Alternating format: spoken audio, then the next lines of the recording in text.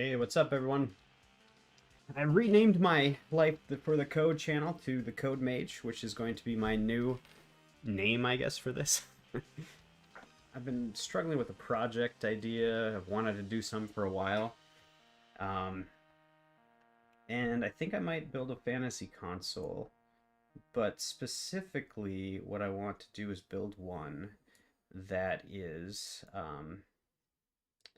that has like a web API to it so that you can build tools kind of around it. So you could connect up and instead of working on the actual code, for instance, inside of the fantasy console. So like, you know, if you're doing Pico 8 rather, you load up in code editor. I want to have it so that in edit mode it starts up like a basically a web server. And then you connect up and it gives you a basic UI, but then there's an API as well with it, and you can actually interact with it that way. So then, and there'll be like a basic operating system that'll be menu driven to have you select from stuff in there and choose to edit and all of that kind of deal. So that's what I'm kind of thinking here. That might be kind of fun to do. Hello to anyone who has joined. But yeah, so I'm going to be starting from scratch though, Visual Studio, because I have worked on a couple fantasy console stuff in the past, but I haven't in a while, and so might as well just kick her off. I'm going to see how this works too with, so my setup, and I can switch over here in a second, but my setup, I've got my 4K monitor, and I realized that this thing is not great for streaming, but I realized there's a picture-in-a-picture mode where I can put all of the streaming stuff on one side and have my coding on the other and just run off the same thing. So I'm going to try this. It might not work super great, but I'll lean on you guys to tell me, or you all tell me. So, it's kind of between doing a fantasy console and creating a game engine, and I think I want to do this fantasy console thing, so I just need to get back into tinkering with some code. I haven't coded in earnest for a couple months now, probably. I've done some little things just to look at C#9 and all that, but yeah, so let's start off with, you'll forget how to do everything when someone's watching you. And I think there are some people watching this. Maybe. Let's see.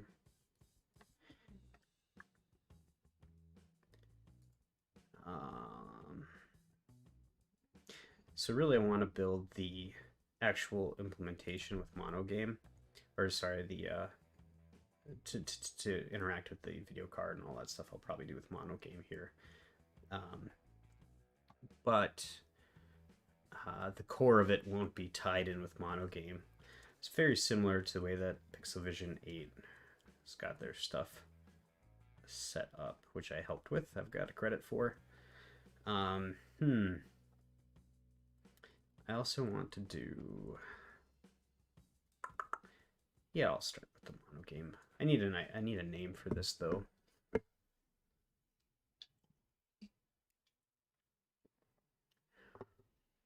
Let's see, let's go with the OpenGL project, if I can find it. Universal. One thing that is not great about the setup is my eyes. I can't see this very well. So let's go OpenGL. We'll call this... So I think I've tried this kind of thing a couple times. And I had a FC85 is what I did, because I wanted to build that one off of the calculator,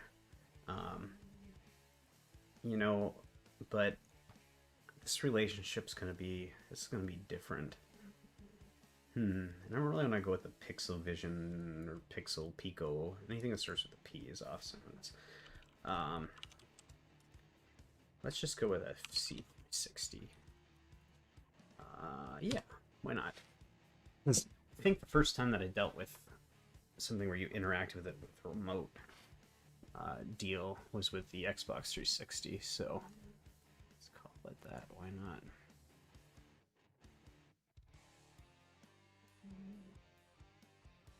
Oh. Well, let me get this over. There we go.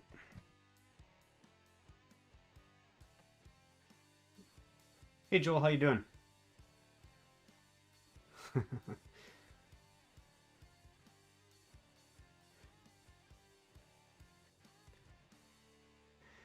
You'll get work done. I'm going to be extremely slow. I haven't streamed in a long time. Voted. So, good to see you too. Been a long time. Hope everything's going well for you. I feel like I am relearning to walk.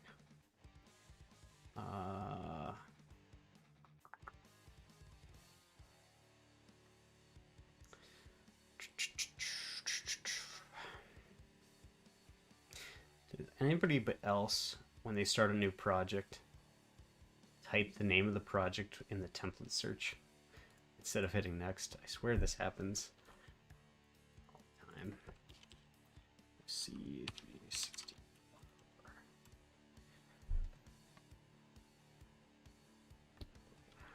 Big. So where do you start with this? You got to eat the elephant. You got to start somewhere. So I've been thinking about this afternoon, and what I might try to accomplish here in the time that I have is to build out the I want to just build a model for the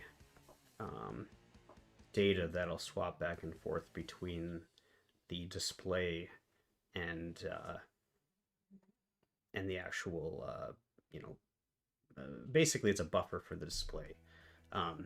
So I was thinking about limitations and stuff, because all of these have them in it, and I'm thinking about a 16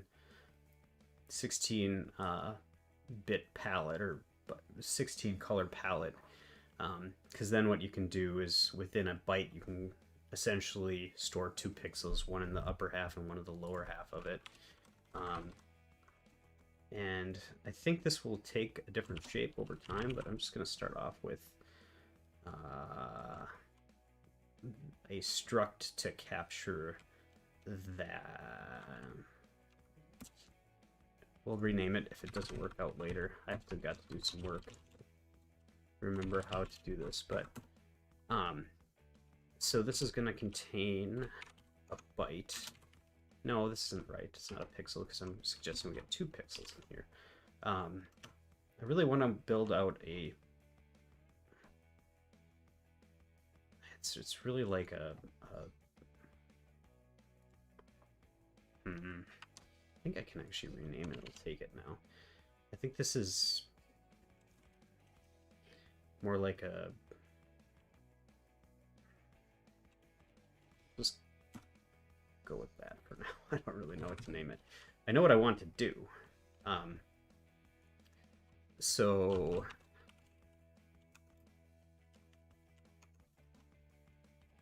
got the data stored in the byte. There's going to be a high and a low, and we have to extract the 2 values out of it and then convert them into real bytes that then will be readable. So if you figure, I'll just type out in comments what I'm thinking here. So you have a byte with high and low data in it. So you got 4 bits, 4 bits. And so each of those 4 bits can hold 16. So you can essentially, within that 1 byte, store 2 bytes worth of data, or 2, data points rather. So you've got, if you have a structure like this, let's say, what you have then is 1 byte that, depending on your endianness, I guess, looks like that. And then you've got 1 that looks like that. So this one, of course, would be what then? If I can get my my math correct in my head here. So it's 1, 2, 3, 4, 5, 6. Is that 6? And this is 4. I believe that's correct. And it's been a while since I've thought about this kind of stuff.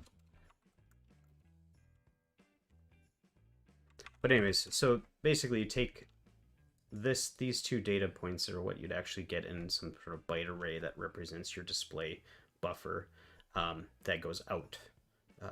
But internally they want to be stored like this in a single byte at a time, and then extract at the point that you're actually going to display them. So maybe this is really just an abstraction over like a memory point. I don't know.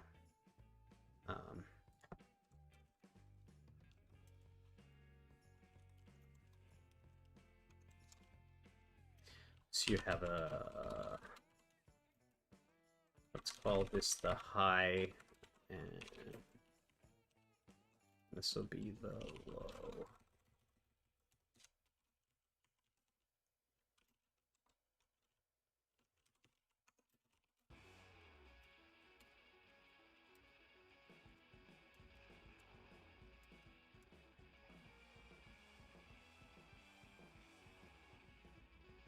So essentially what you have to do then is you start with something like a byte that's like 0.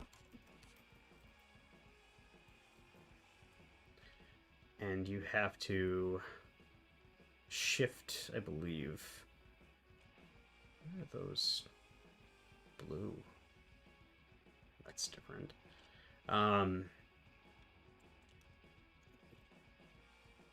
Set that.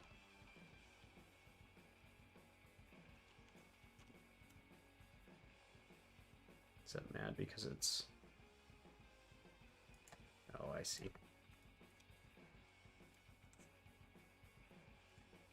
Is that it? There we go. No? I thought there was a byte literal now. Maybe, you know what? I can do this. I bet. Maybe? He said it's been a while.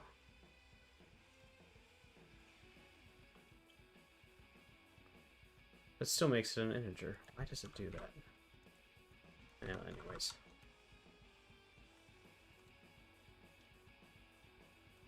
There. I guess I could just make this a byte instead of R, but...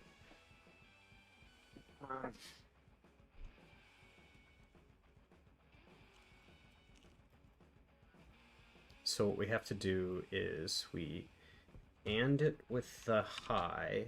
No. We OR it with the high. And then we shift it up 4. Right?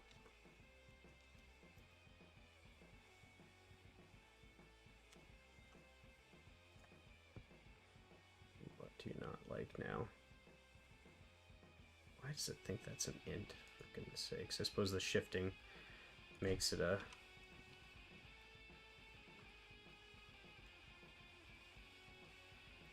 Ooh, bytes, it's kind of annoying. It's a sharp, holy cow. And then we'd have to take data and just OR it with the low. I believe that's how this would work. And just reduce that to this, I suppose.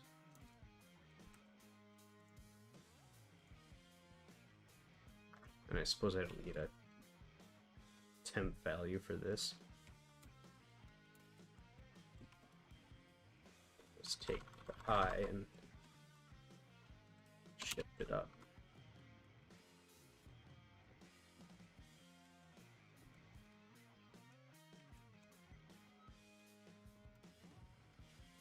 There we go. So if I am correct on that, that should pack the two values in there.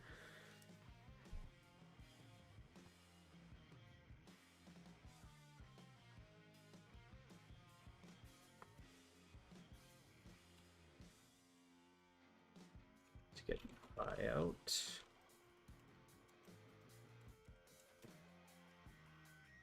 I don't know if it's worth it. Maybe I do just allow the whole 256 in an array just to keep it simple.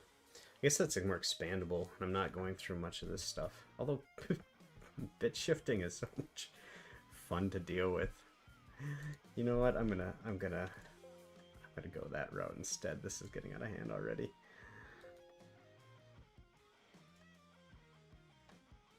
Alright, let's actually make this a pixel. In which case I don't need to do that at all. All I need is to say... what I really want is a display buffer.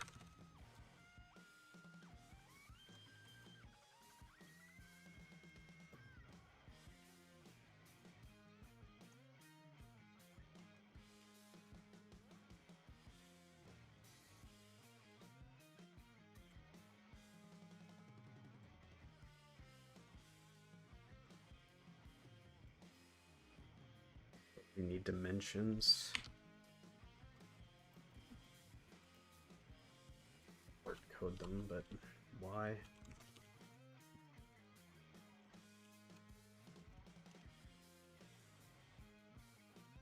Muscle memory is failing me. It's also really hot in this room right now. Had the space heater on and the door shut. My dog. And I'm wearing a sweatshirt. Okay.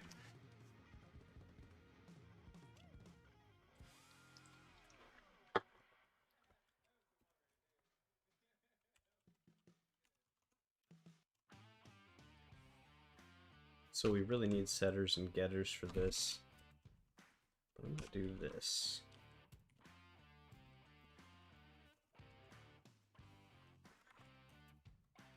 That's how you do it, right?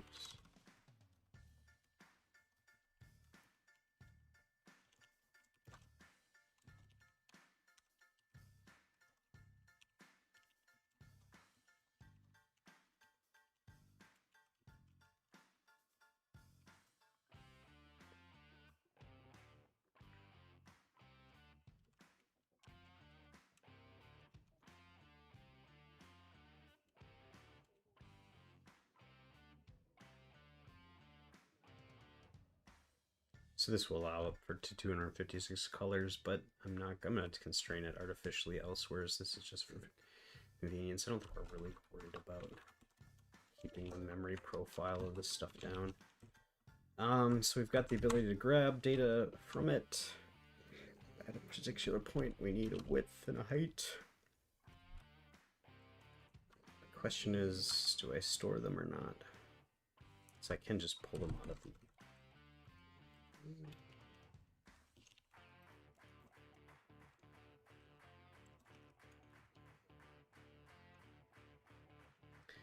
I believe it's the long length? No.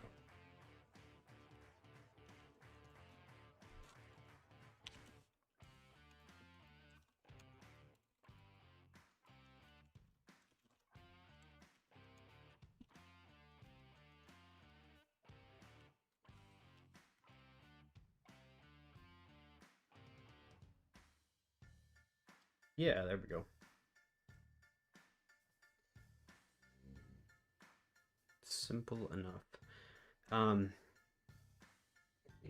So this sits, and it's weird, you gotta model this kind of in an object-oriented way, like, so you've got the display buffer is really a part of memory,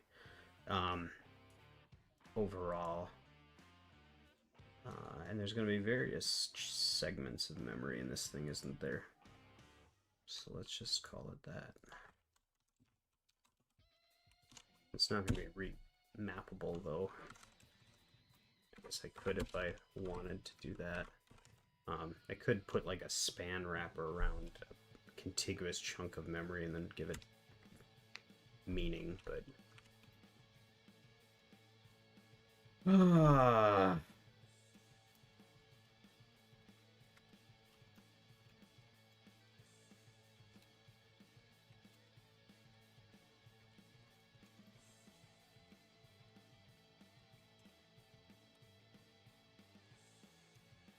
We'll just hard code this for now.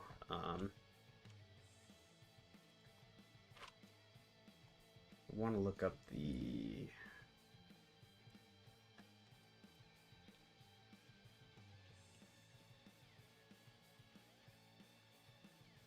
go with this SNES resolution for now.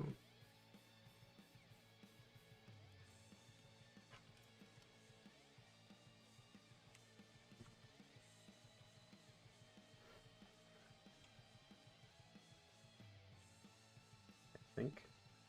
Oh wait. Between.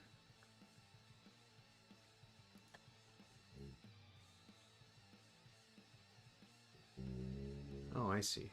Wonder what games actually used higher intensity at the 512 by 448. Do the TVs even support that? Interesting.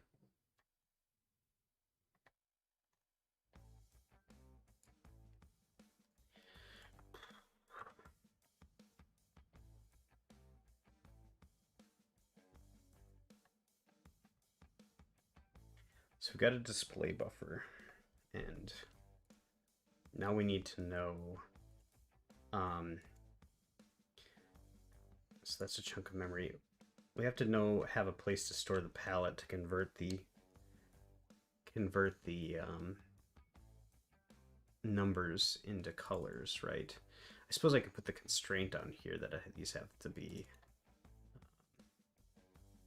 the value here has to be, actually, it was pretty simple. I want to limit it to 16 colors. You just do that, right?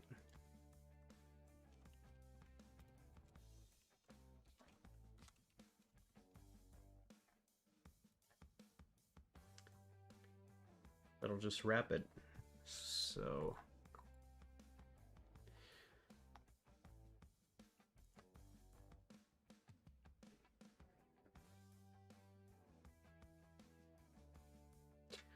now on the MonoGame side of things, I need to put together stuff.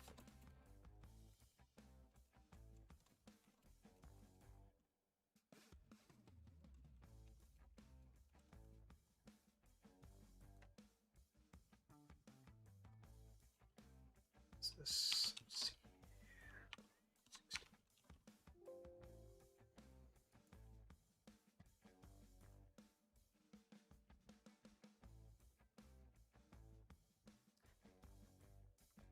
We need a texture to be created to load our value into, so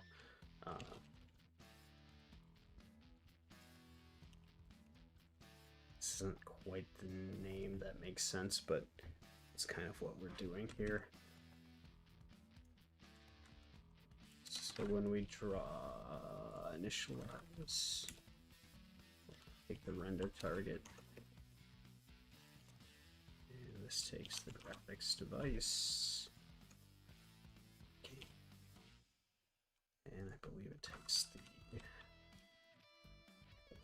height. So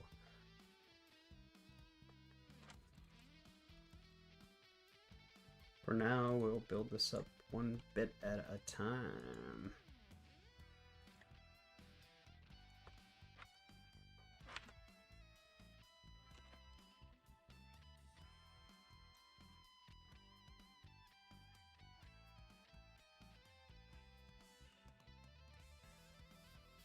Make that public.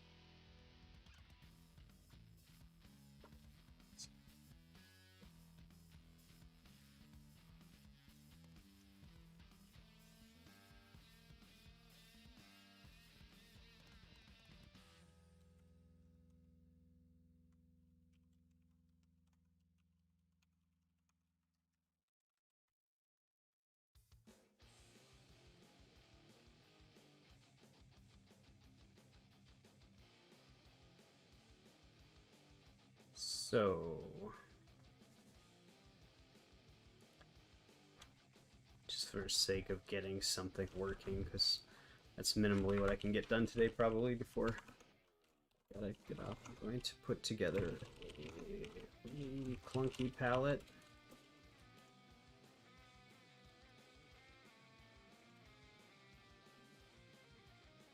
Actually, it's like putting this stuff into constructor for some reason.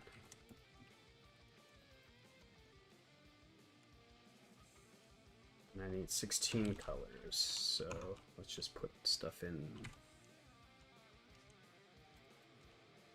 black, gray,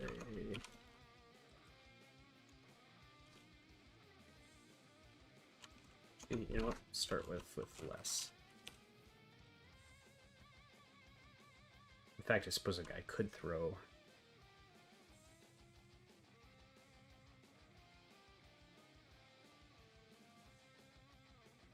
yeah, for now it's fine.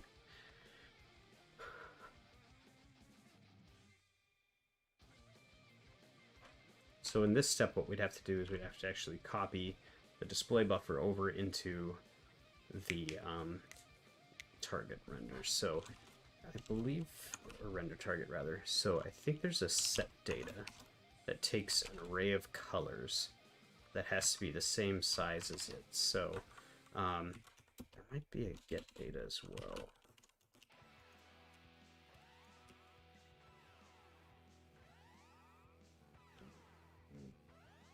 But you have to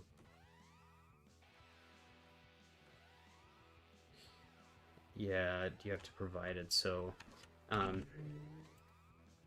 it doesn't necessarily make sense to make this for time, but yeah, go ahead and ask questions if whenever. I see your hands up, but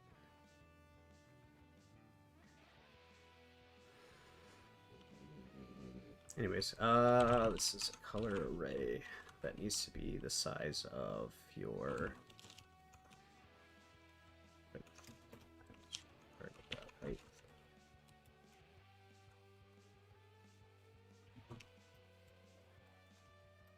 There's probably a better way to do this.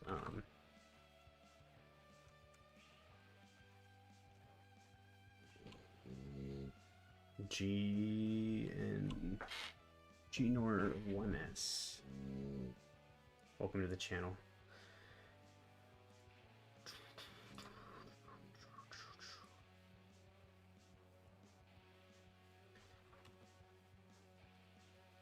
Then what we want to do is go through and convert all of this. So, dot display buffer.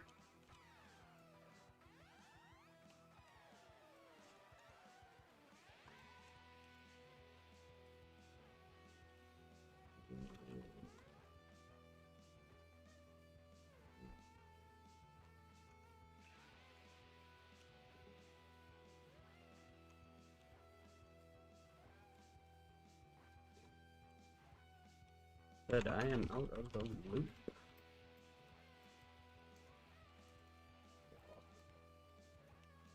I feel like you should iterate through the height of the set, though. Don't know why. I think that's maybe what's expected, though. So then what you do is pixel beta at... Okay. Now you have to do this conversion. So it's your x position plus your y times the width, I believe.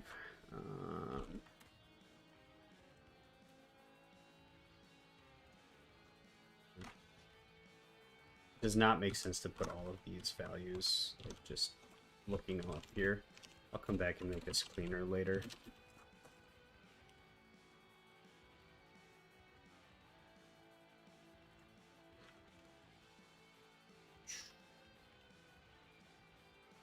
Close your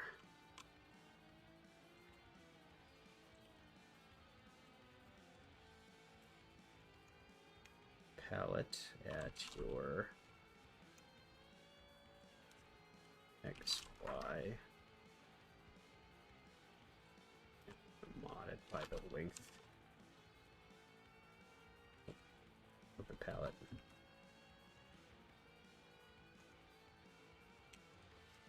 So that will do the copying. There's definitely probably a cleaner way to do this, but I'm just going to do the hard mode right now, or the easy mode, rather, maybe is the way to say it. So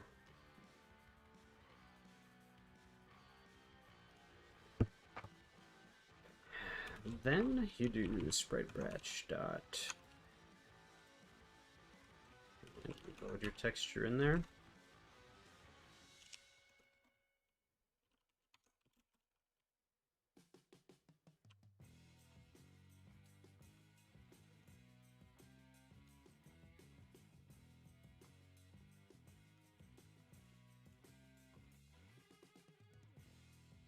Don't really think that's good.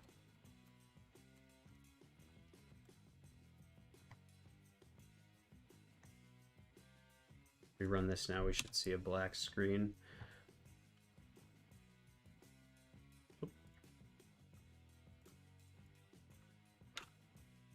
Oh.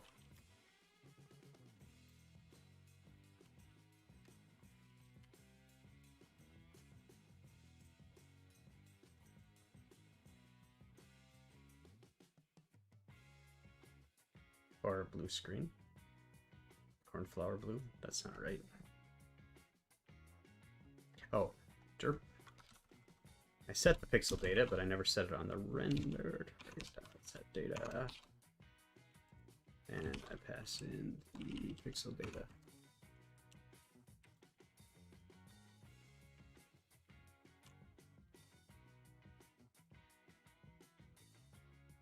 And I've got to figure out a way to get this to load over here instead of on this side. But that's what I'm looking at. So let's set a couple pixels here quick and make sure that that all works.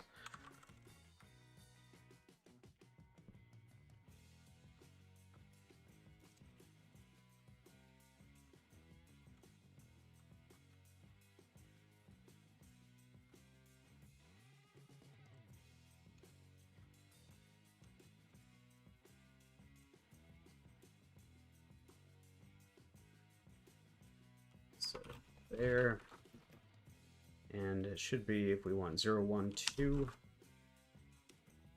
or a white pixel, and we'll set one other one to make sure the gray pixel shows up.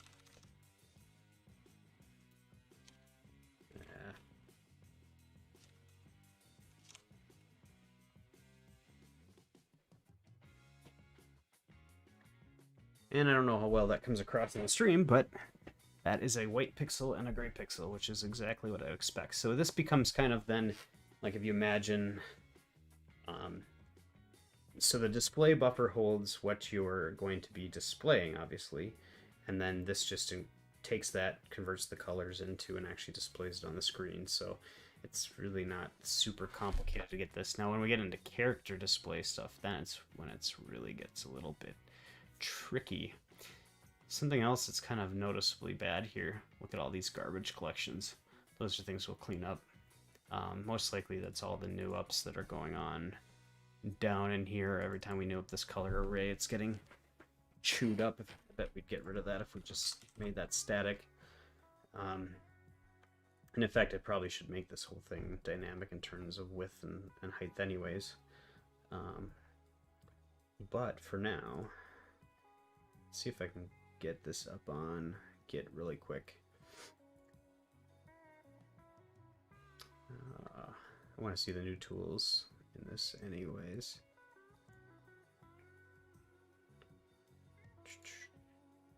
Yep. Off screen, it's bringing me over to... Oh, yeah, they found me. Sweet.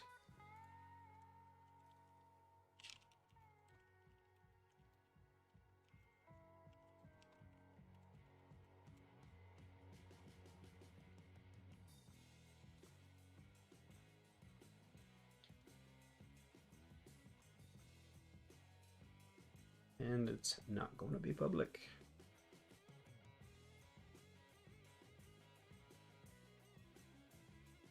Or it's not going to be private.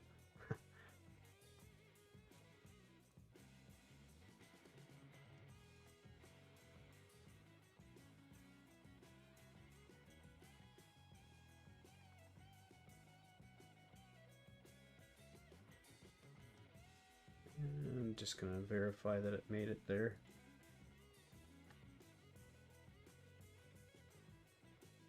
Probably hasn't yet. Maybe. Oh, I do not know what's going on there.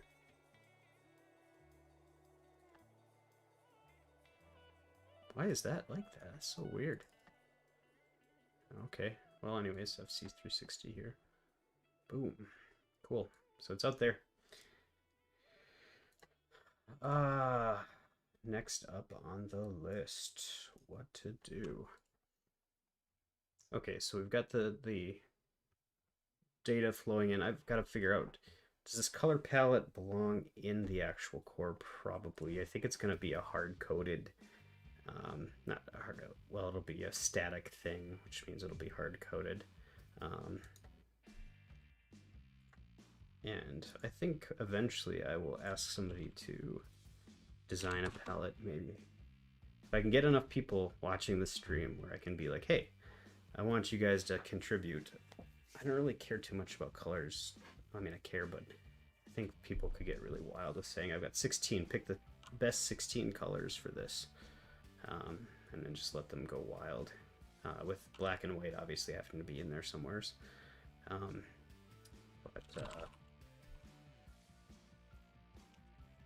The other thing is I don't want this dependent on MonoGame down here too, so I'm gonna have to figure out how to represent these colors and then do the conversions. If I'm gonna store the RGB value, probably.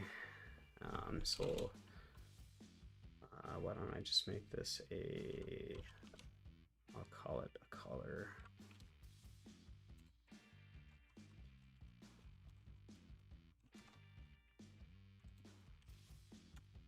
Just to keep it different from the other one.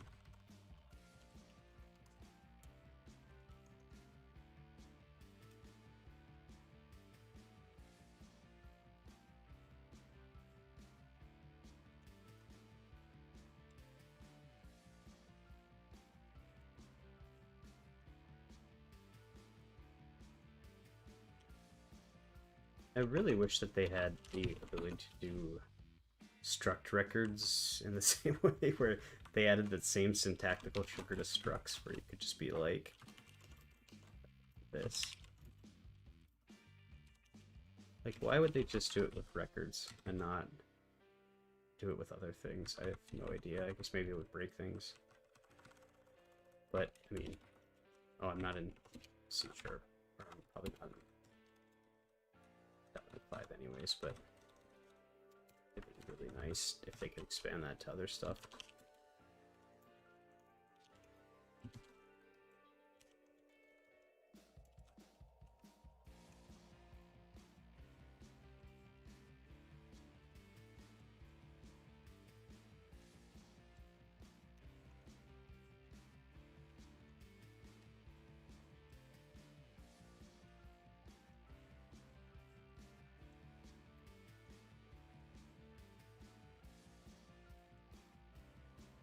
Right, so this represents an RGB color.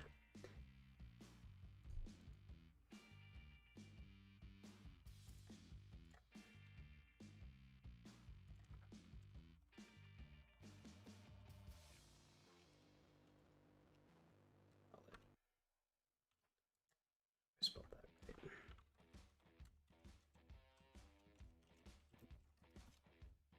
It's static because this is just really data.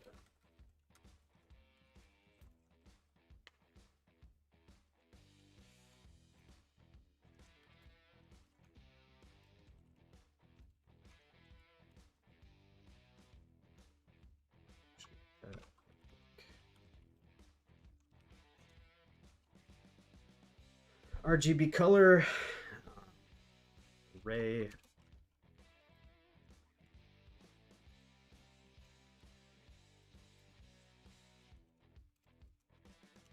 Can you do? I don't think you can do static, because this wouldn't exist. So you can't do like, no.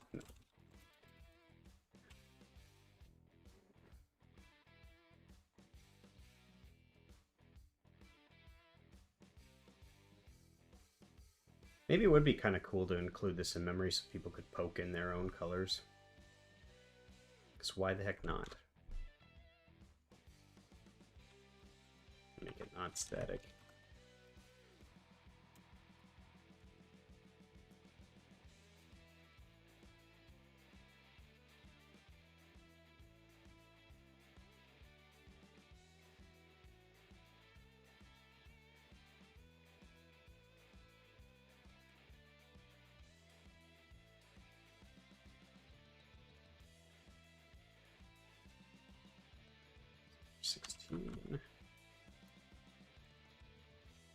And I think I'm just going to do a series of grayscale ones.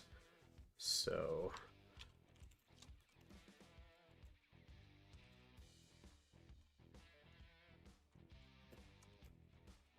just do it like this.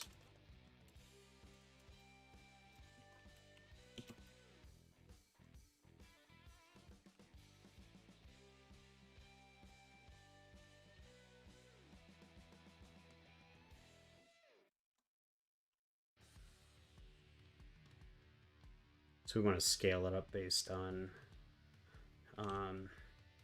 actually there's probably a easier way to do this.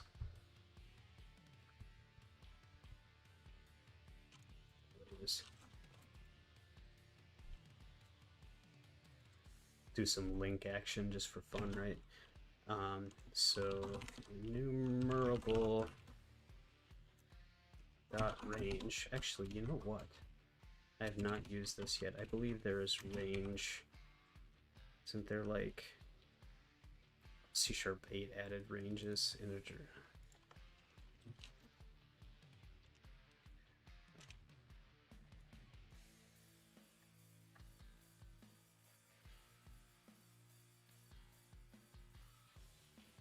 Nope. Can you construct a range? Or can you only access it via a range? I'm probably thinking about this wrong. Yeah, it looks like it's accessing.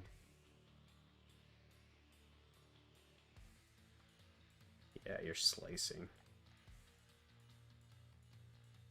But if you want to create a range, it doesn't look like that's an option. If you know how, if anyone knows how, let me know.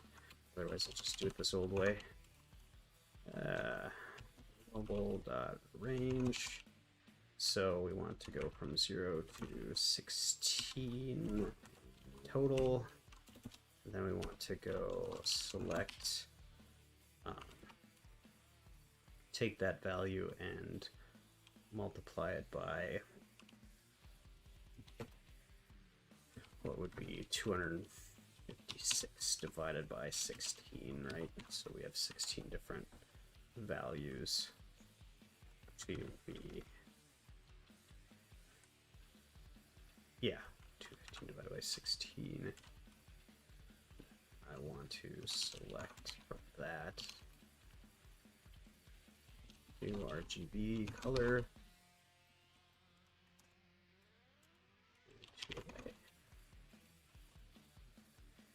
It's got bytes.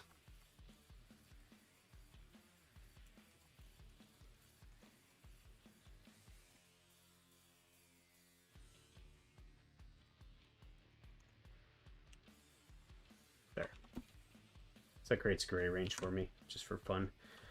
Mostly, I'm doing this too to just remember what I need to remember how to do this. Like I said, I haven't coded much in the last couple of months because I've been doing this evaluation, which is not programming, it's more architecture assessment work. So we've got the colors, and I really love these things.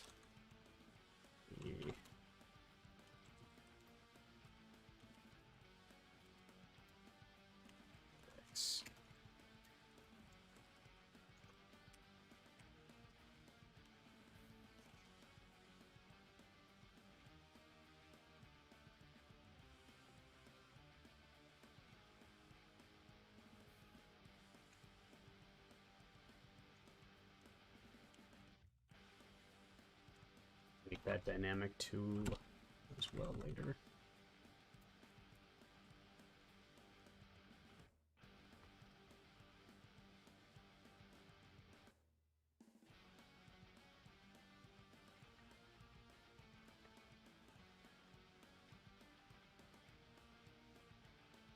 So we still need a palette unless we want to do the conversion at...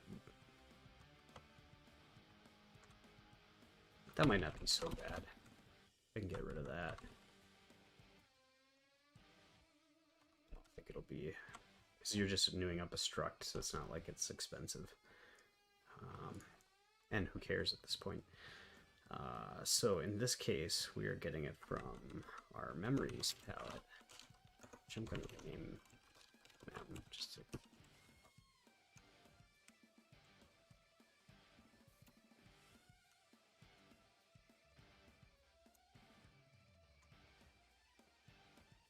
I wonder if I should include that for safety.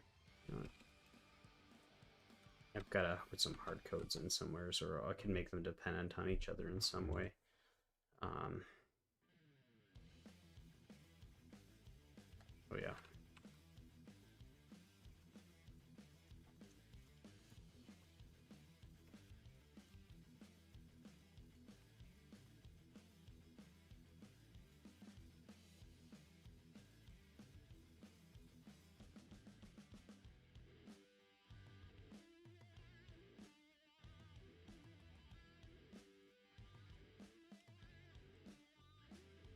So if I do this, I should get those pixels again. But let's increase it in intensity. So let's go to the top range. Range should be 7.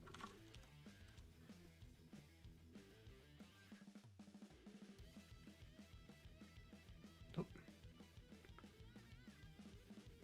Unable to cast object of int 32 to byte. Why?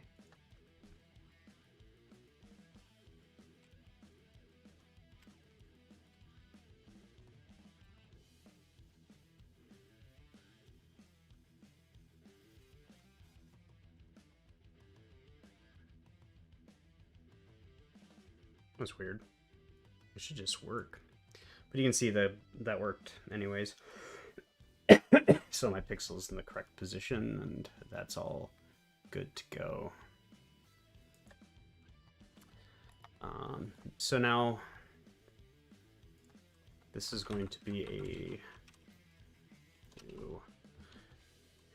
actually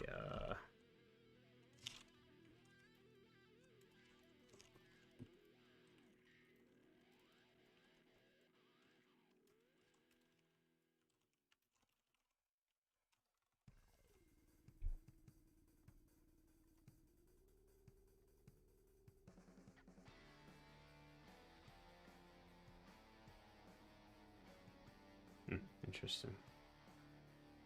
They've upped all of this stuff in here.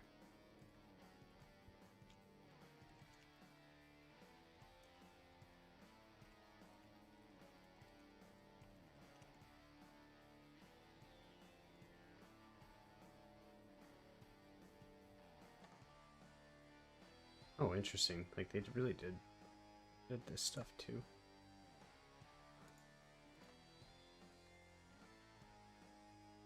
How do I sync changes, or does it happen automatically now?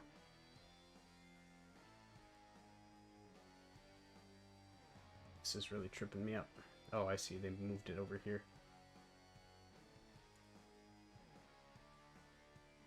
Okay.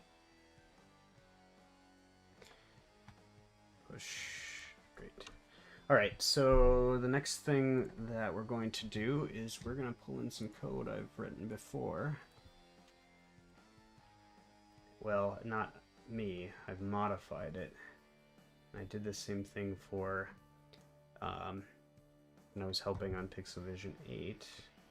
Pulled this from MonoGame Extended, but you see what you really want with this is that the window size here can be rescaled and whatever, and you want this actual virtual screen to be kind of centered on it and scale with it dynamically. So how we do that is, let me see. I never actually, I didn't do Ludum Dare 47. I started on it, I just couldn't come up with an idea this time, and it's a real failure. But I did some prep work on it, and I think I included this in there somewheres. Yeah, a viewport adapter.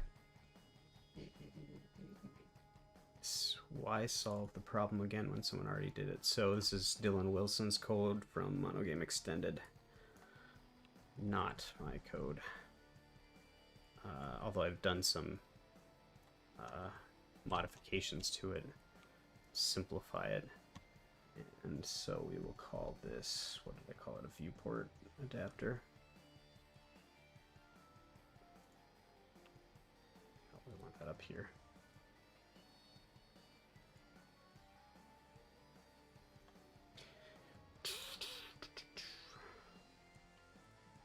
Hopefully the music isn't too loud.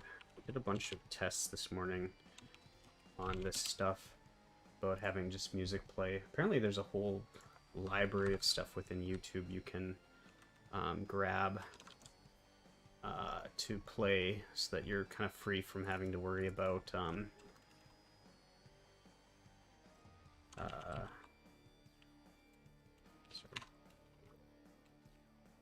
These namespaces are inverted too, but whatever. So you can play so you don't have to worry about DACA or not DACA, DMCA stuff. So, okay, so now I gotta remember how to use this though. And I believe that code's all in here as well.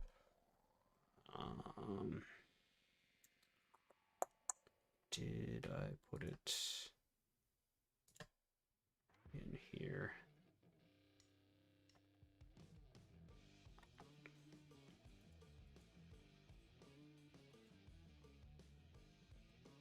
Or maybe I never actually used it. I probably just got it ready.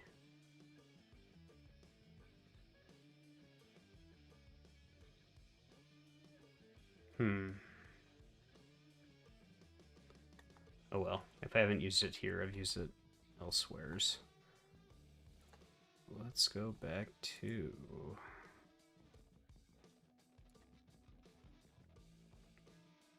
Ludum Dare 46. Okay.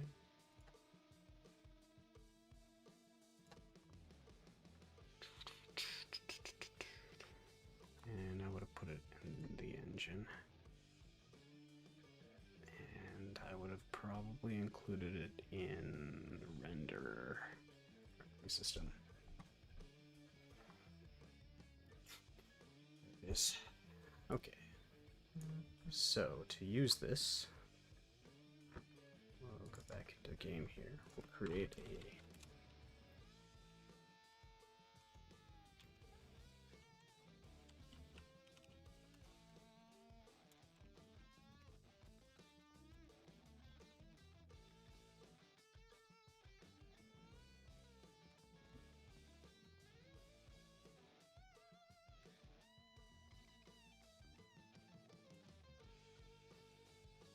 this takes the game window.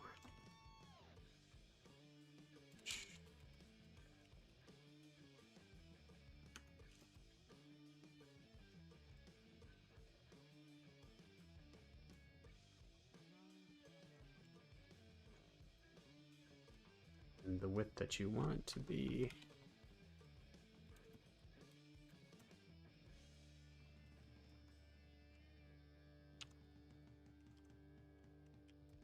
Again, the more and more I copy this over, the more I realize that I need to just make this in one spot, make it dynamic, and not hard to put it in there. Okay, so that's that. Step one. Step two is to, well, VPA here. This is for the, if you're going to do clicking on the mouse, which eventually I'll have to do, but... So this is on draw, you reset it, and then you get the scale matrix, and everything's good. If that reset has to happen there, it probably was solving some sort of issue I was having.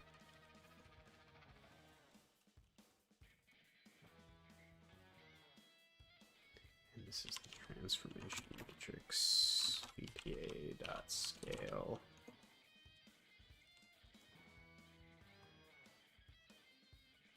The other thing we can do is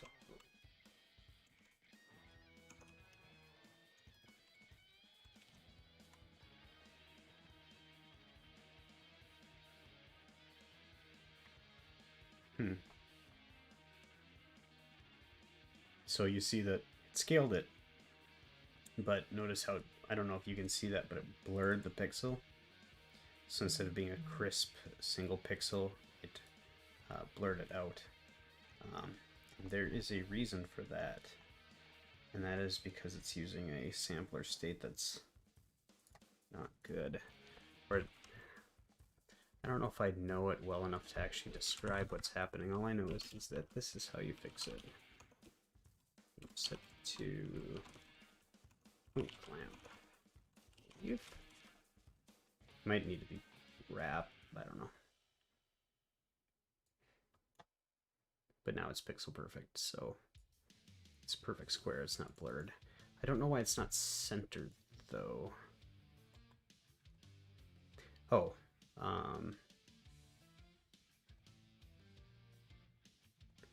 yeah, I really don't know why it's not centered. It should be centered. I wonder if something changed with the latest version of MonoGame.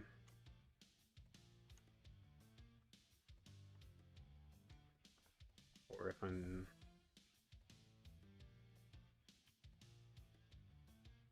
Yeah, I'll have to figure that out anyways, but for the most part it's there. Again, I'm not sure why it's not centered, but it's doing what I want it to do for the most part, scaling with the size changes.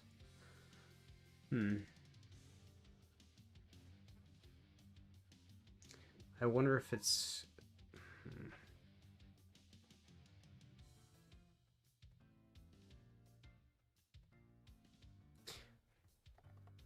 Yeah, I'm gonna have to figure out why that is.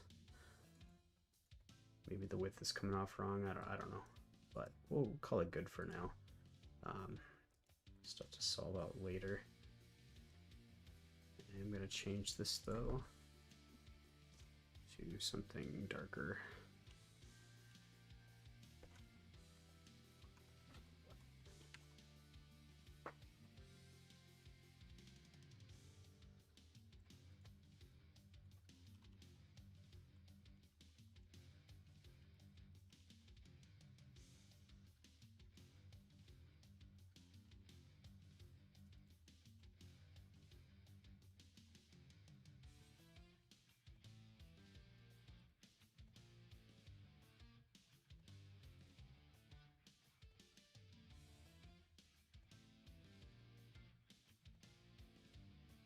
All right, so we've got it so that we can display a pixel, or we've got memory set up and we're converting that memory.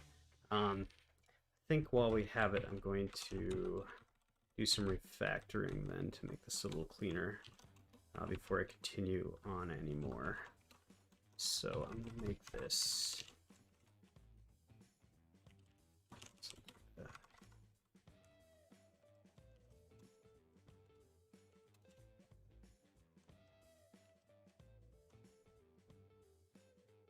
do I need this for anything but that? Oh yeah, I need it for this down here.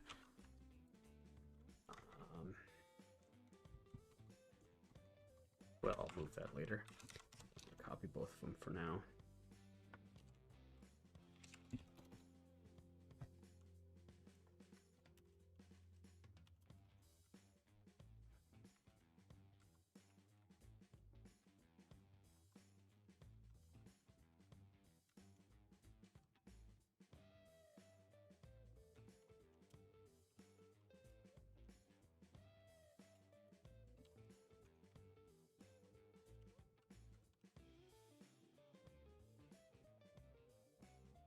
So that should get rid of all of those garbage collections we saw. See how there's no more yellow pings here? We are good to go on that.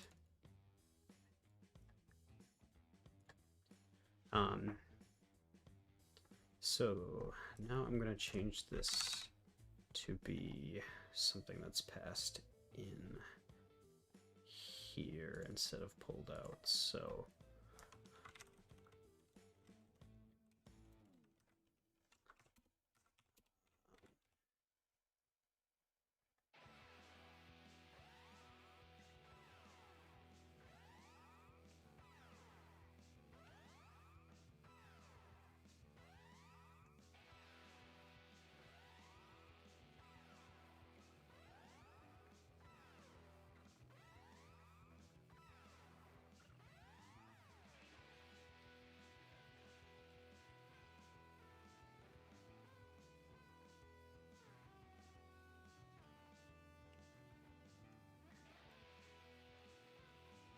right either.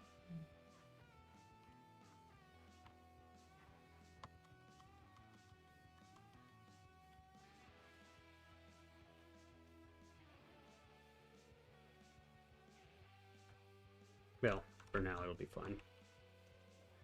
I should probably pass in the display port or this display adapter thingy instead of doing this. I also should pass in that there's 16 colors eventually too, but and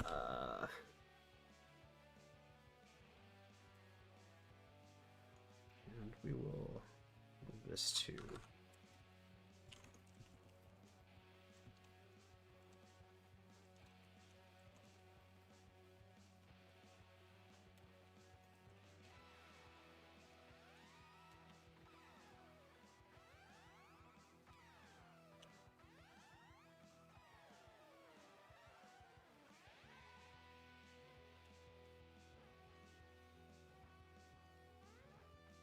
but I'm going to continue to keep these being used instead of using those constants, I think, for now. And I'm going to always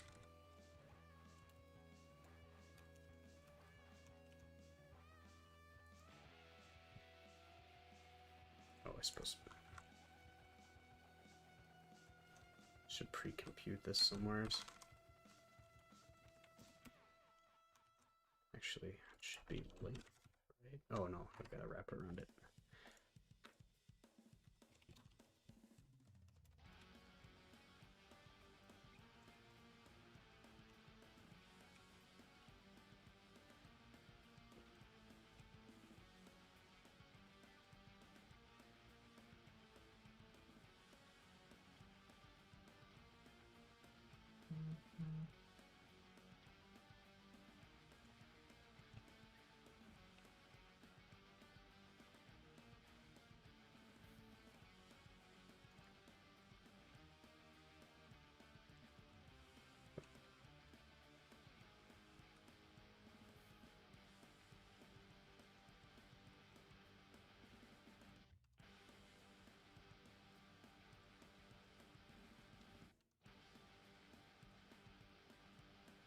Good enough for now.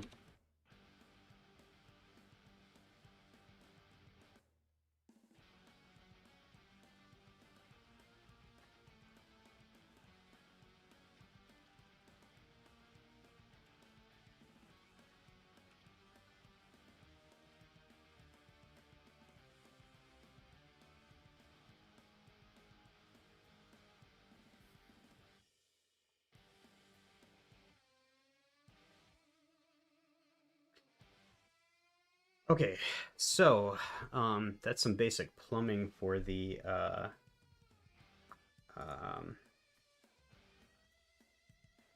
display. I think I need to take a bathroom break real quick. I'm gonna flip over to a. Now the next part is to probably take a look at what we'll use for scripting this thing. Um, so the big one that's popular among this, because it's highly embeddable, is Lua. There's one called, I think it's Moonsharp, is the Lua one that I've worked with in the past. To do Lua scripting. The thing is, I don't really know Lua. I don't really like it very much. Probably because I don't know it. A basic or JavaScript would be good. Python would be good. I'm not really sure which would be best, but the thing about Lua is that it's at least there. One thing I could do is just start with Lua, and then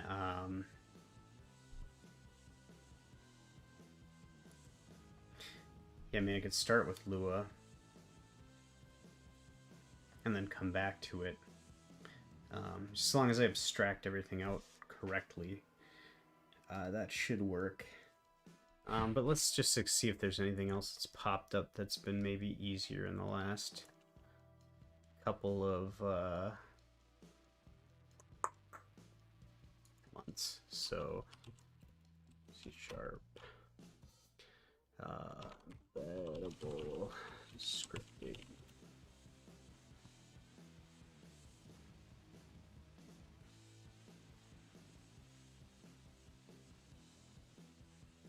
There is a way to use scripting. IronPython.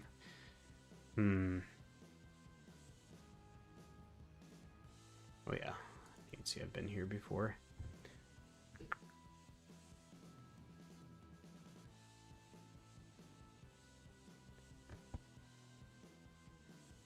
Angel script, no.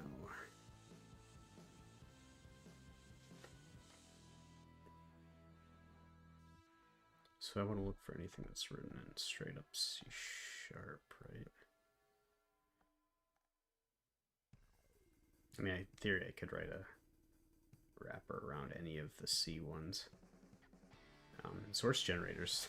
I think there's some uses there.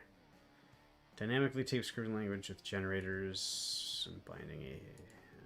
I don't think that's probably going to be too good. Moonsharp is the one I was looking at. Is there a basic one? There might even be a C# one that is embeddable as well, which would be cool.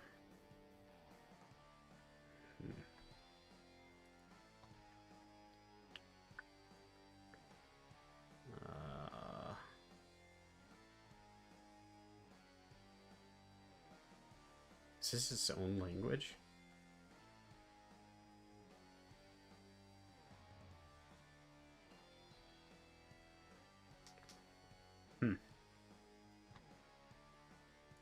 Man, Moonsharp.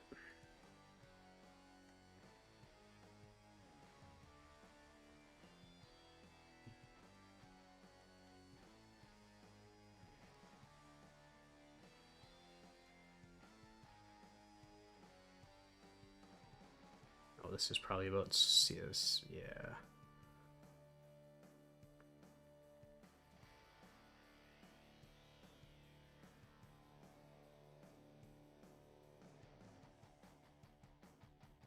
I've looked down this path before.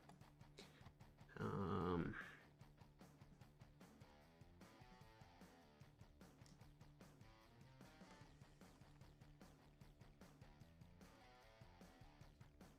thought there was something called like C# script that takes like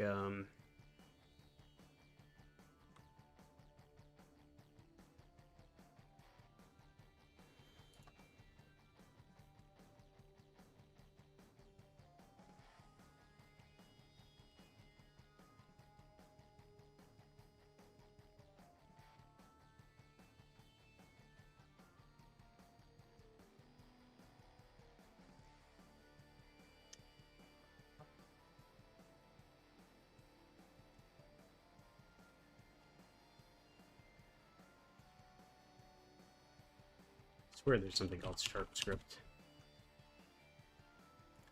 Yeah, there we go. Maybe this is JavaScript. There we go. JavaScript inspired.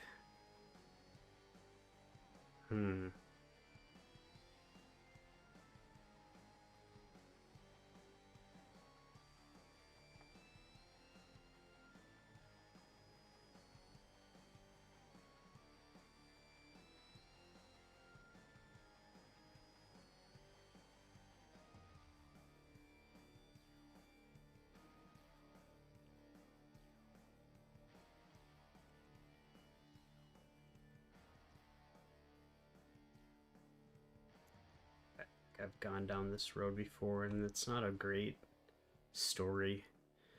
Ooh, what about this?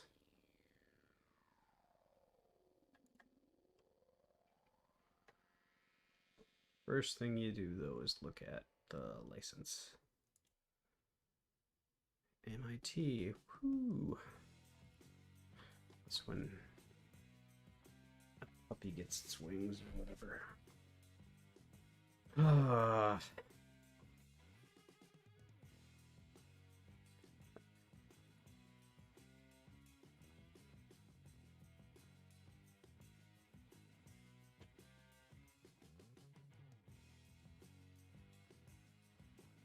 Executing ship script from shell, hosting an engine, CS script load code.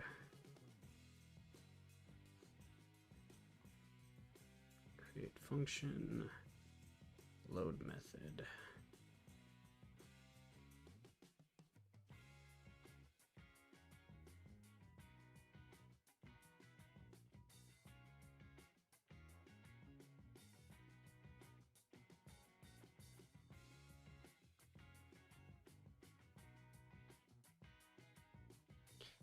This looks like it might be a winner, at least to get started.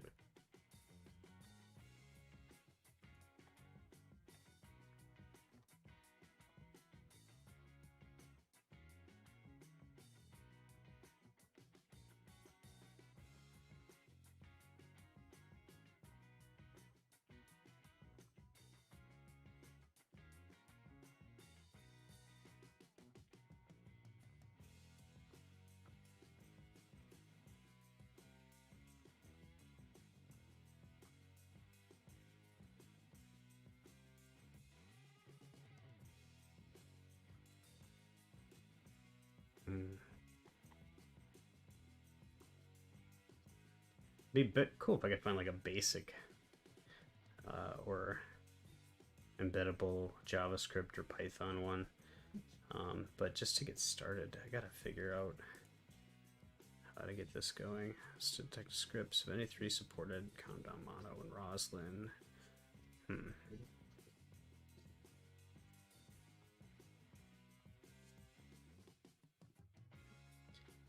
Where is the simple, stupid get going version?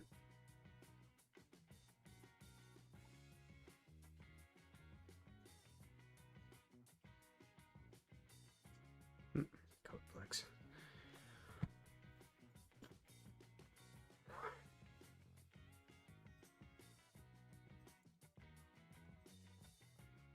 Well,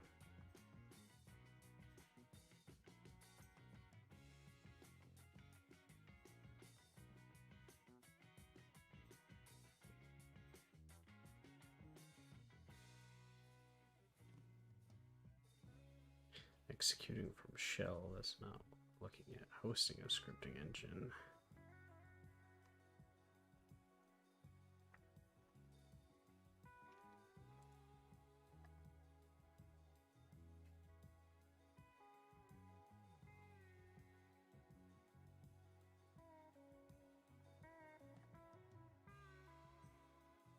Is there a new get package for this thing?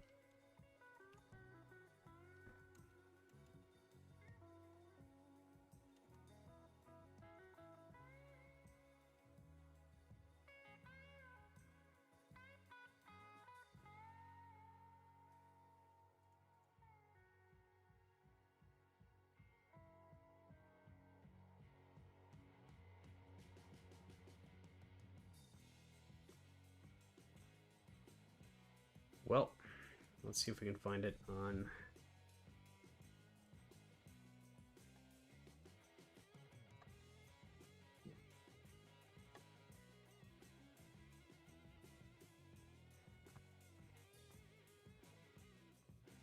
What was it? CS script core.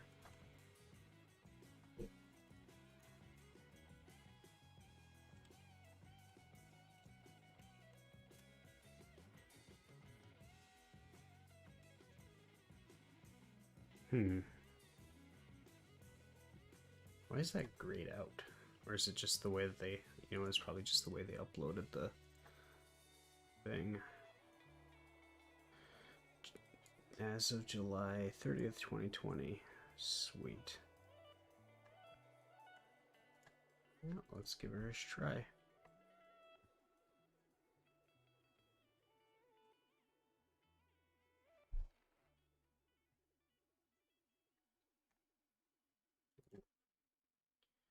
Okay.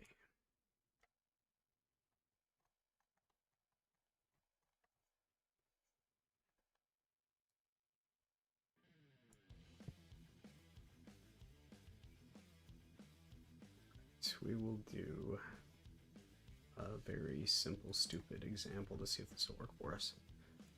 So it should be installed, and we want it like this. So cs script.load code. I hate that feature.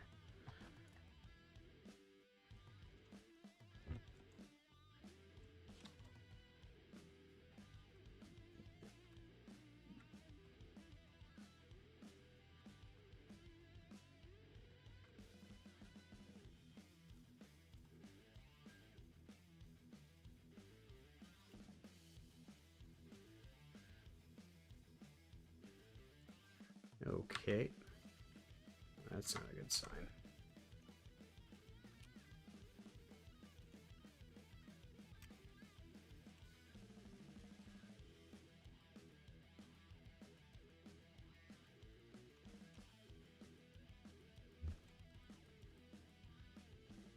Oh, I see.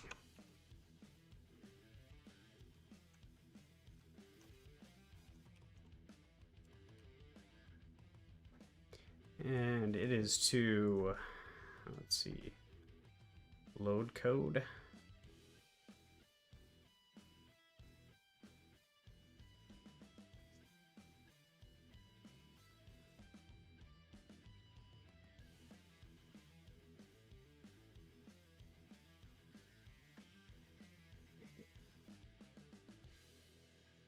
So you can create a function, you can load a method. So what do you actually get when you run script? Oh, I see, script say hello, so you actually get like the whole method thing. Is it? It's not really an engine, like a context though, is it? Oh, there's got to be more to this.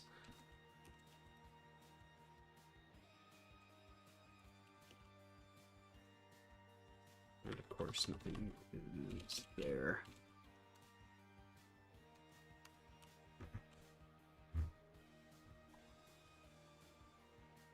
Is it the evaluator?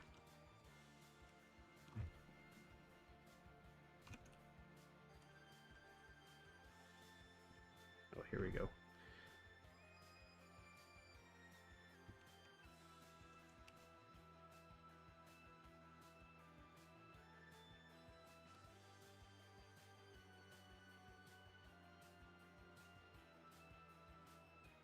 So if we do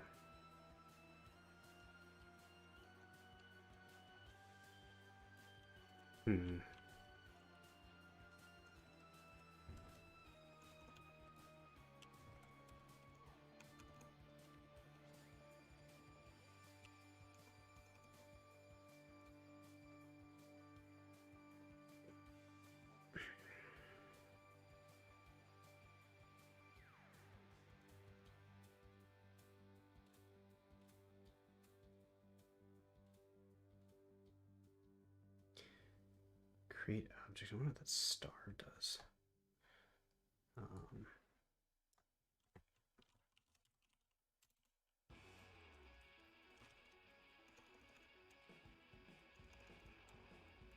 Should, no.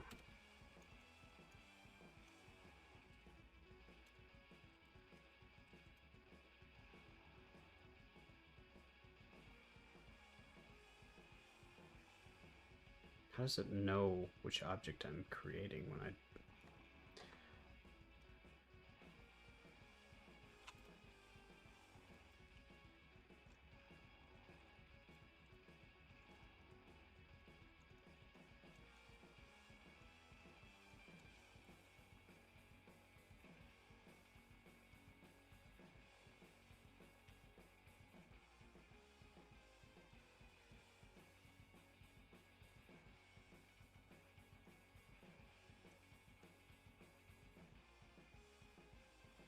It's a console app so I can see if that works or not.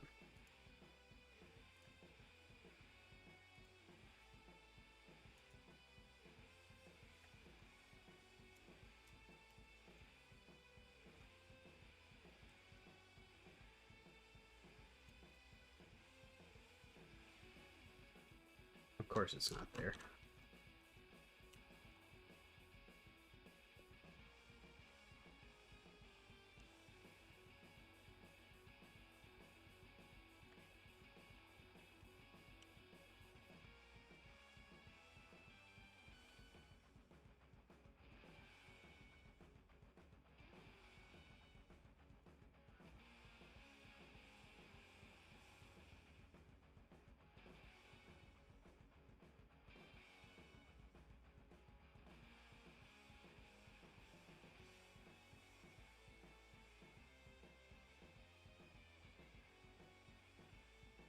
No support for script.app config file. Well, that's fine. No building to an exe. That's fine.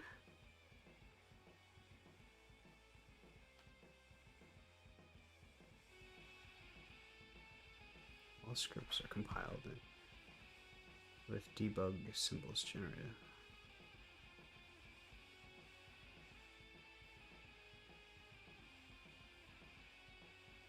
Yeah, this feels really ish. Maybe this isn't the answer. I think I will try something else. Well, I suppose I could just undo everything. I don't think I'm too far in yet. Oh. Ah! It changes. Yeah, just undo.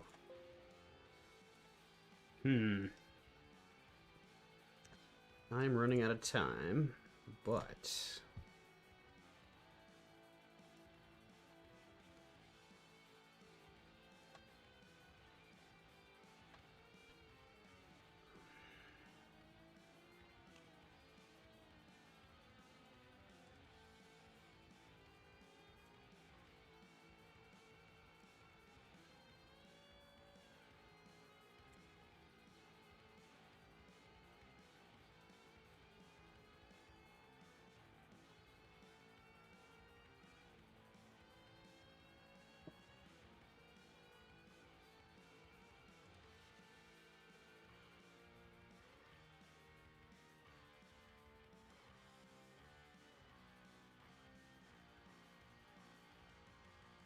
Still, I don't think this is what I'm looking for. I want embeddable scripting.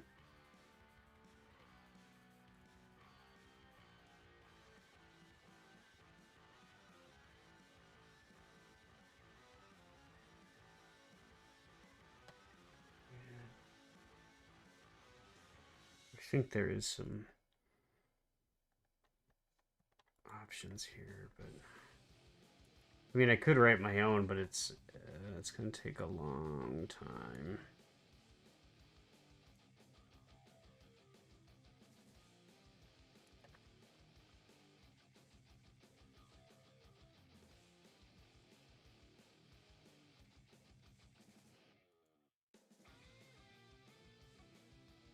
That's the one I just came from, right? Yeah.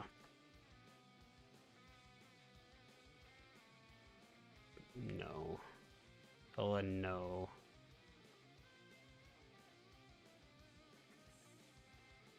S sharp, no.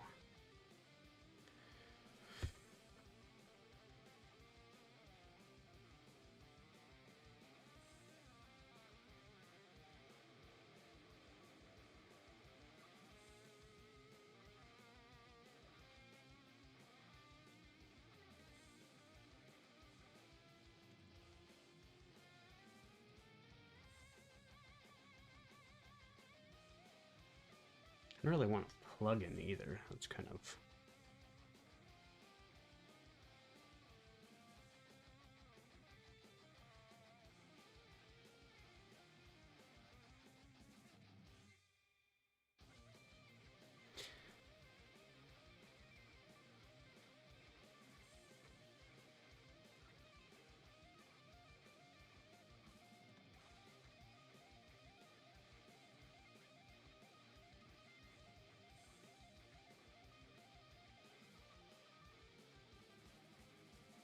I really should just get on the Lua Lua bandwagon.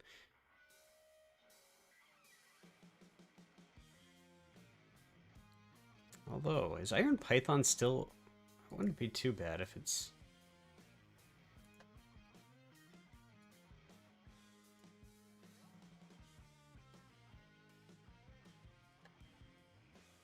If it's actually maintained. Oh. What did that say? Do not use. Beef. But it looks like it's being actively worked on.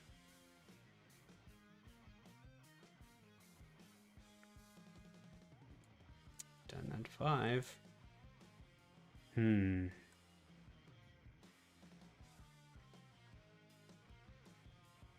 Wonder if it's actually being...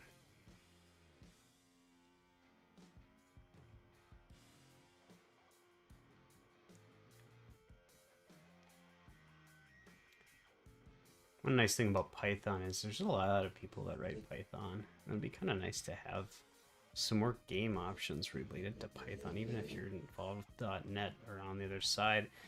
The big thing, like I said, I think it's just an older version of Python, so, you know, are you gonna alienate some people there?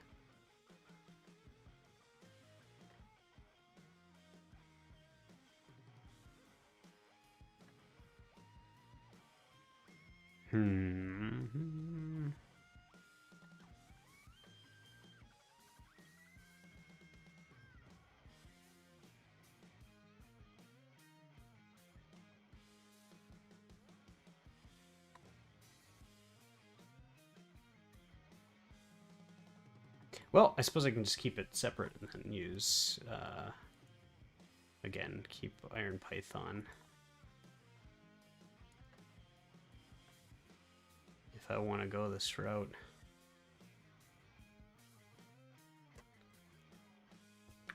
Oh yeah, that's right. You're actually scripting the CLR, though. It's not like a separate one. Hey, Scott. Do you know how to... I wouldn't mind putting it in F#, but do you know how to host a... Because basically what you need to do here is, like, host the application separate from the... You've got to host it separate from the actual implementation. So it's got to be a container. This will be dynamic. So the idea is that you'll launch this tool, and it'll be running, and it'll have some menus and stuff like that. And so from the menu, you select one to be like, hey, I want to modify this. I don't know if you're still there or not. But you know, I want to edit it, which is going to essentially launch a browser with some default tools, and there's going to be an API into it. The idea is that people should be able to just build their own tools to hack onto this thing, as long as they follow the API. So it'll be, you know, extensible or whatever in that way, I think. But the thing that I wanted to be able to do is you to write, you know, a script, send it in, have it execute, it be saved, it be stored as that script, run, and then, you know, if you want to make a little modification, send it in and do the same thing. It'll, you know, it'll execute the same way. So it's not, it's got to be an interpreted language. And I know F#'s got an interpreter, but is it an embeddable interpreter? And you can, I think you can script with C#. I just, gosh. But, you know what? I think I'll just give this a go just to get myself unstuck. here. Probably have to go in a few minutes. But now the question is, this is Apache 2. I think it's fine to be, yeah, I've got to be fine using it.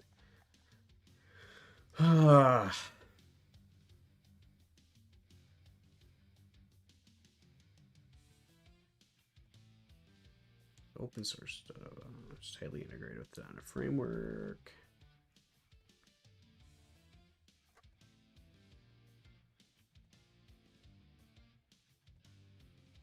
The DLR, I haven't heard that term in a while.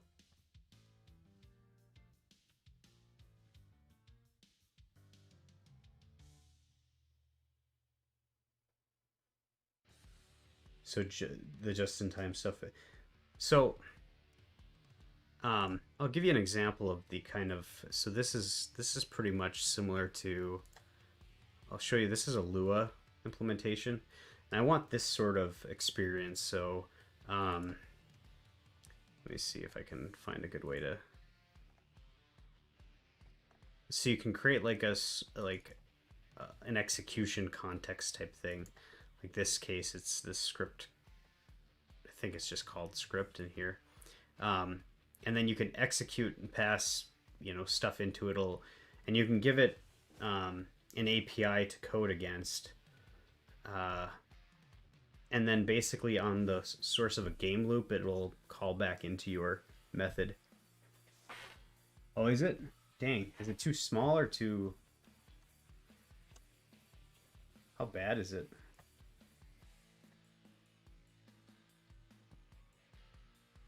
When you say my resolution, you mean my...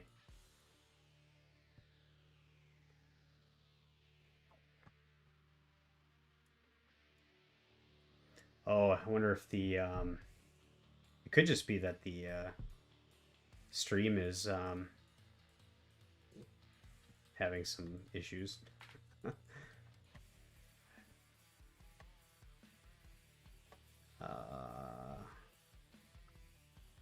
It says I've got excellent condition, but I don't know why it would be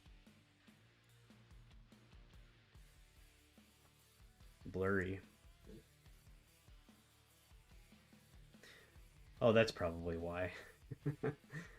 Let me check on my phone. But good, I gotta get all these kinks out of this. Streaming anyways. I spent like, oh no, yeah, I don't want to use meth per plug. I don't want it to be a plugin per se. I want it to be a hosted execution environment. So it's like a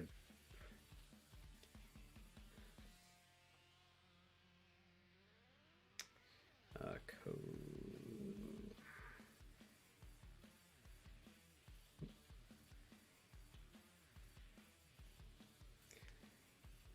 Which I think IronPython does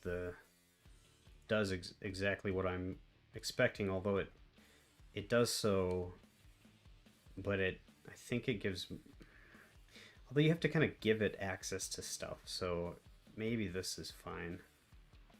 I'll have to try. Look, I think it looks fine on my phone, so maybe it's just your connection. I mean, it's a little blurry, but I mean, it's...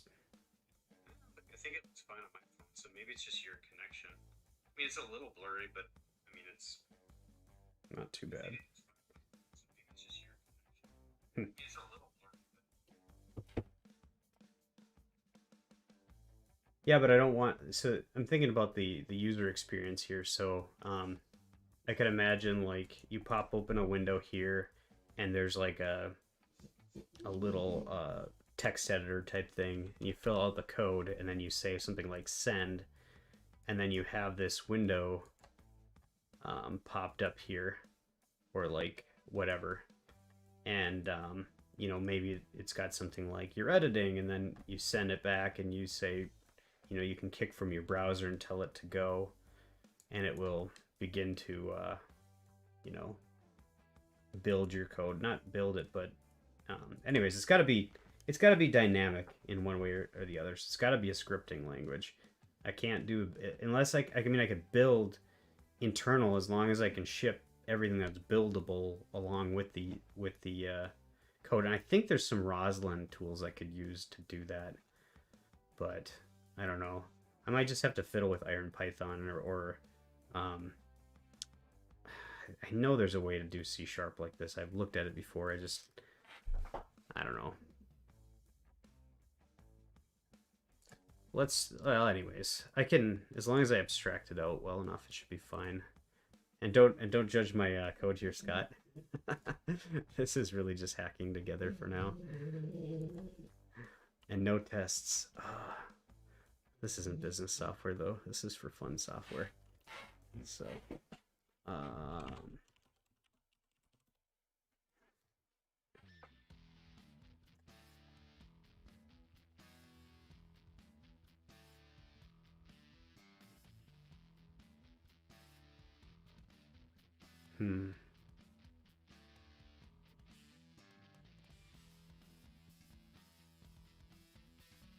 I don't think I have to do anything special to use .NET Core for it.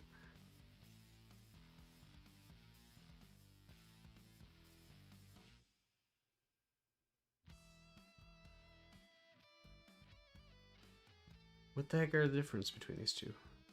Well, I'll just go with this one because whatever.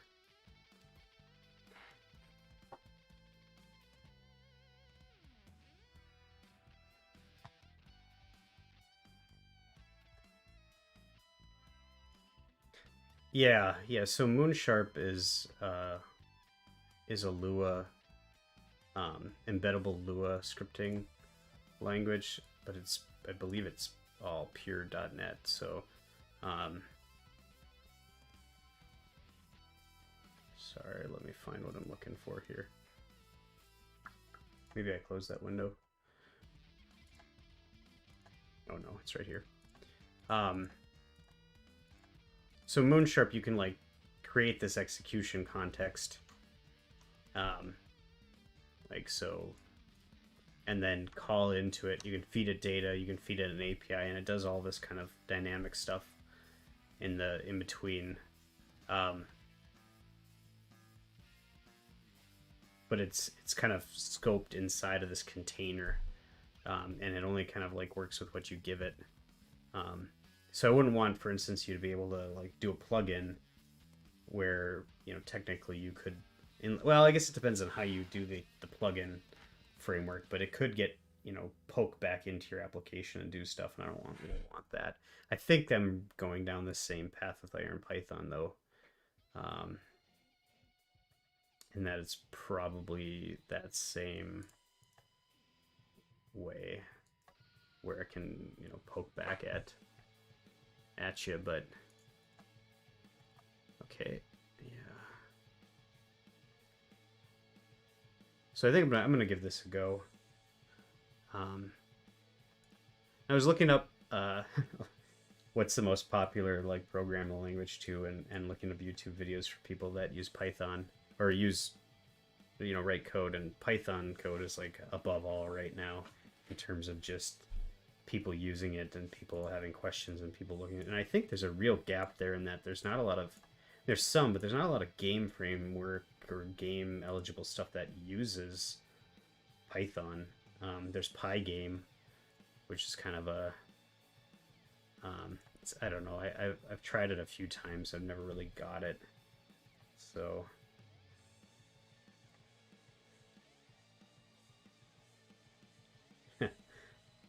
Python's a fun language to write, though. You can do a lot of stuff really quick. I don't know about building large-scale apps, though, in it. Small scripts are just fantastic. They show you my setup, by the way. I gotta show you this. So, and my eyes are bugging out now, but so my I figured out that my 40 or 42 inch I forgot this, but my 42-inch 4K monitor has picture-in-picture mode, and I can do side-by-side. So I plugged HDMI and DisplayPort into my box, and then ran both of them in here. And now I'm running dual monitors on this one monitor, where I can have what I'm streaming over here, and then I can have all of the other cruft. See, this is the kind of setup you need, man, when you do streaming. So you always share stuff, and you have that like infinite thing going on. Although it's annoying because I'm going off the secondary, and all of like when I launch this, it always launches on the primary monitor. So I have to like bring it over and say, here, this is what I'm looking at, everyone. So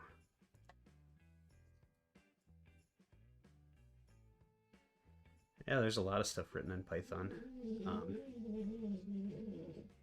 I think it's that was the first real programming language I learned. Sorry, I should say the first one that I was taught, and it's a good time. But I need to figure out where they have the documentation on how to embed this in here. Oh, integration. So this is within Python, loading assemblies, which I don't really like. I don't want to shut all that off, but maybe for now it's fine just letting it through.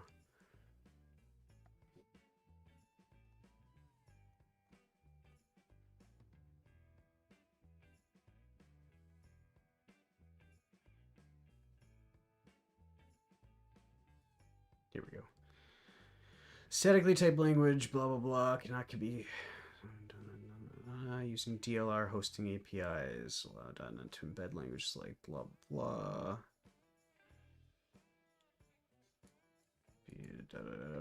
Integration of Python and .NET features.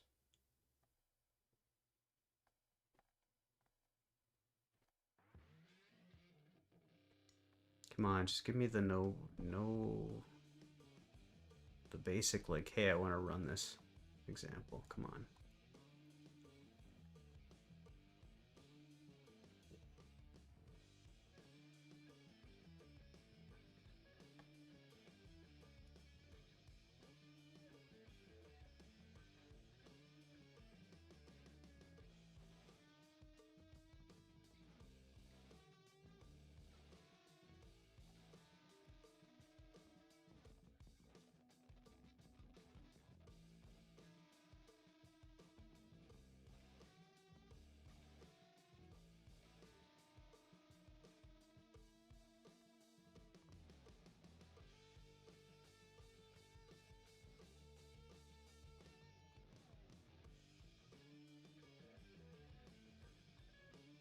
Okay. Oh, great. DLR stuff is all. Man, I hate broken documentation. I'm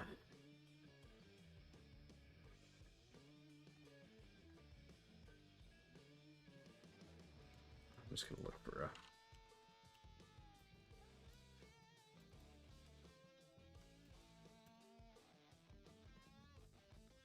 No, I'm on just YouTube. Thought about streaming Twitch, but I could do... There's a thing called Recast, I think. Recast. Oh, is that it? Oh, nope, I don't think that's right.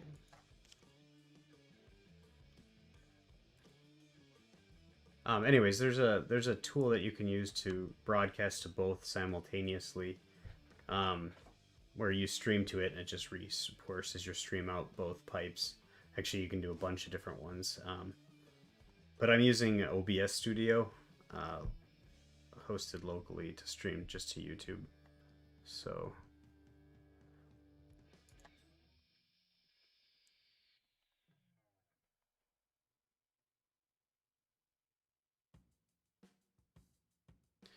create script source from string, execute.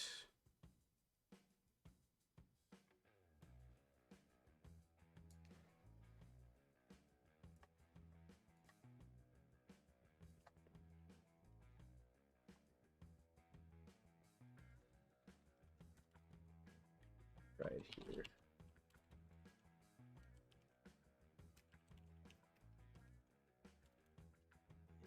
What the heck is is that?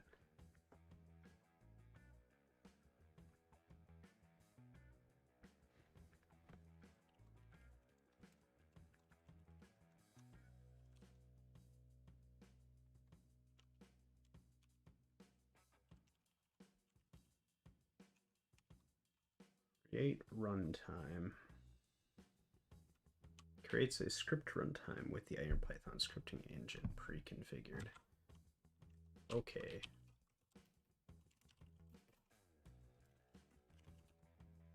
What can I do with that now?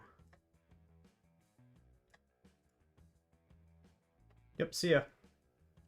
See ya, Scott.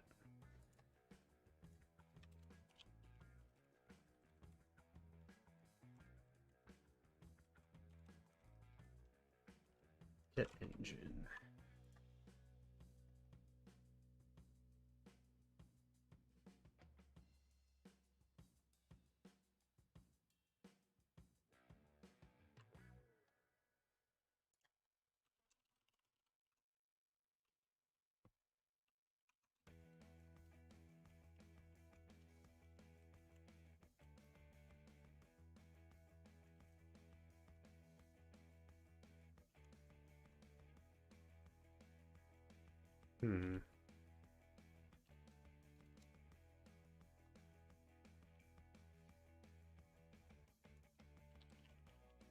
I'm searching for scripting C# with IronPython.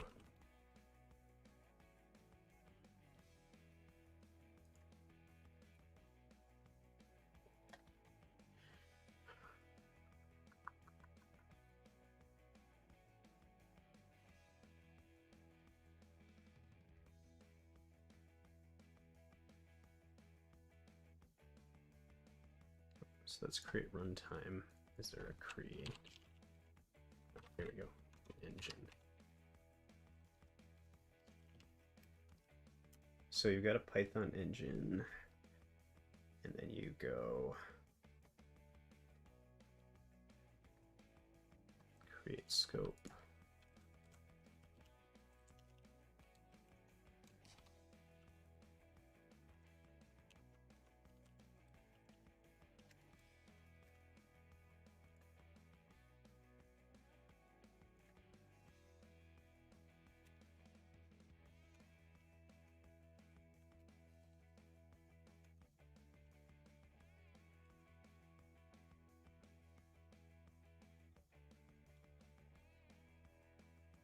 So there's all that in there.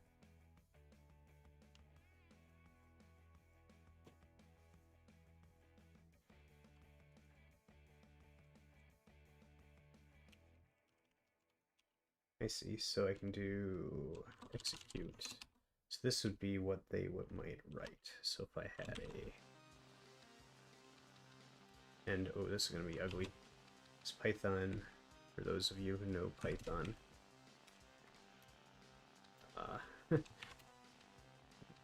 White space matters, so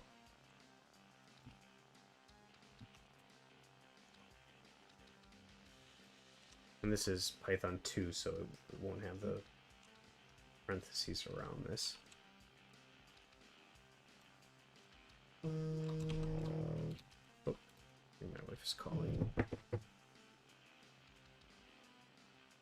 I'm going to call her right back after I get this. So all I want to do is define the init function. And I want to call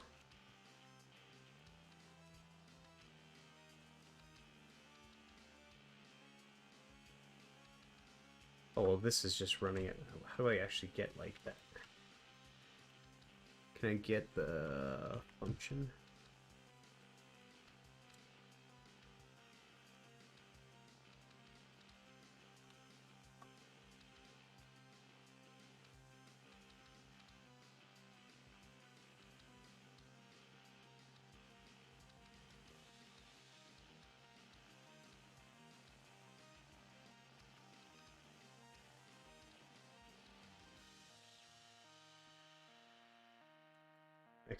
Searching for IronPython search, or sorry, IronPython execute function rather, on a particular Python function from C# with IronPython.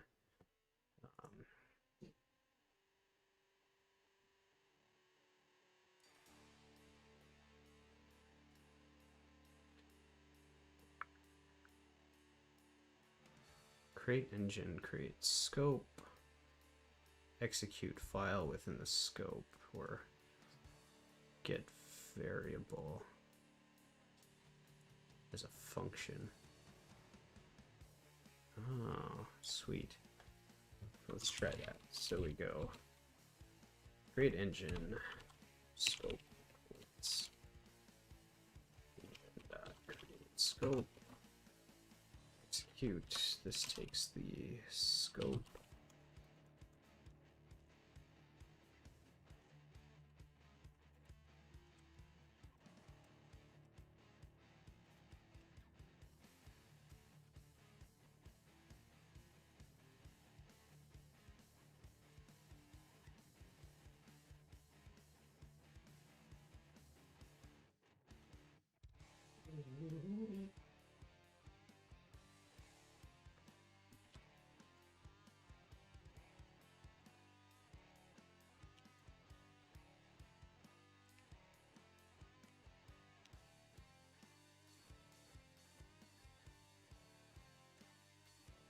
And I will change this to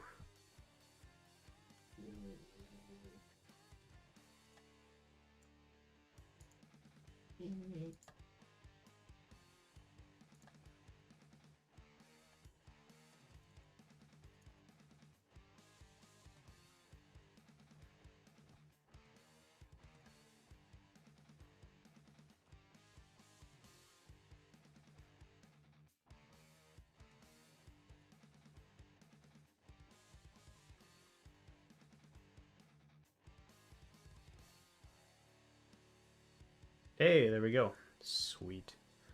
So I should be able to set this up so that you define like an init function that gets run here. And I assume then that this context would be, so if I had a, like if I mutated something, it would stay within the confines of that scope, and I can kind of feed data in and out of it. Yeah, this will work. Yeah. Okay, I think I'll go with IronPython, which, again, Python 2.7. But I think it'll be fun. Plus, I really want to learn some Python again. It's been a long time since I've written that. Probably 6 years, maybe? No, it's got to be less than that. 5 years since I last wrote some Python. So, it should be fun to kind of relearn that. Well, I think I'm going to call my wife back and jump off the stream here. So, I want to thank everybody for watching who tuned in. My plan at this point is to do more streaming on this, and maybe do like an aggregate video where I take the whole week and kind of like just pull out the key moments, like, oh, hey, this works, or here's the decision I made, and then just kind of like give just a real cut of progress if I continue to work on this fantasy console thing, which I think I will. I've been wanting to put something like this together for so long, and I haven't sat down and done it. So, all right, well, thanks for watching. Adios.